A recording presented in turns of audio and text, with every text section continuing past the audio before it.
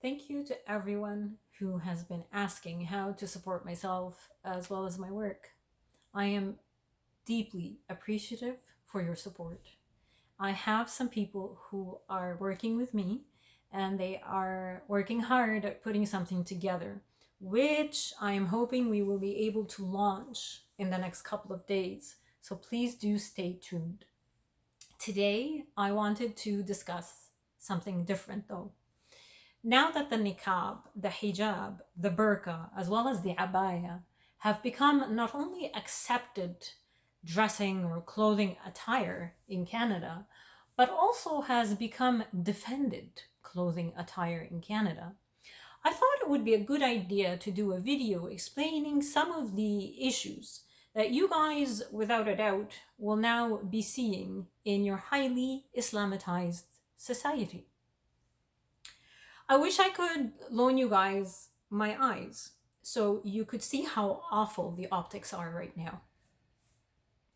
How those like myself who escaped Islamic society horrors see Canadians as they embrace every aspect of this ideology, not all Canadians, this very foreign ideology, this very offensive ideology, and the attire that it comes with.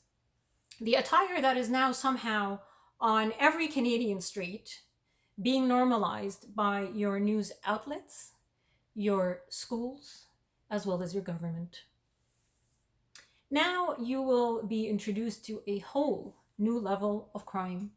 I actually call this Islamic type of crime because somehow the fault and the punishment of the crime always has to fall on the female.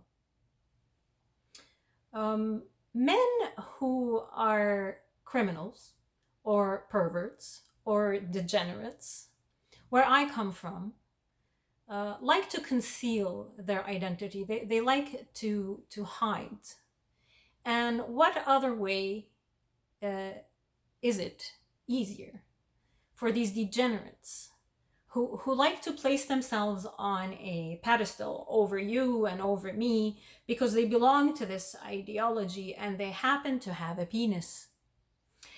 These degenerates, these criminals, these men, they like to use the niqab and the abaya and the burqa to impersonate a female, and then they gain access to female only spaces. Think of the atmosphere in these countries where modesty culture can and will get even a 5-year old girl killed for merely talking to a boy. The culture of honor and shame is what I call it. The life of misogynistic abuse that we must live under to protect our family name. The burden that is automatically placed on us for simply having a vagina. These men would dress up in the burqa, the abaya, the niqab, and they would gain access into female only gathering spaces, weddings, washrooms, dressing rooms, parties. And they would molest, they would steal, they would commit all kinds of crimes, they would assault, sexually assault women who are not covered up in these events. While they do this, they manage to take photos of the women who are not covered up in these spaces. So after they assault and they rob and they molest, these criminals leave the space the same way they entered, completely covered up. But they also now are protected with images of these women who are usually dancing or showing parts of their body, including their hair. They use these images to blackmail women into doing things, and the women usually agree.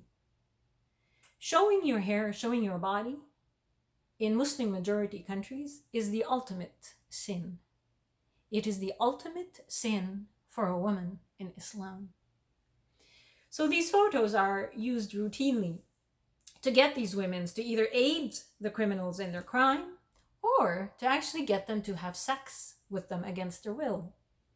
And women and girls accept because the alternative is incomprehensible for most. So they agree. This is what I wanted to talk to you guys about. The other thing is, sadly, there has been an acid attack in Canada, and the victim happened to be a female.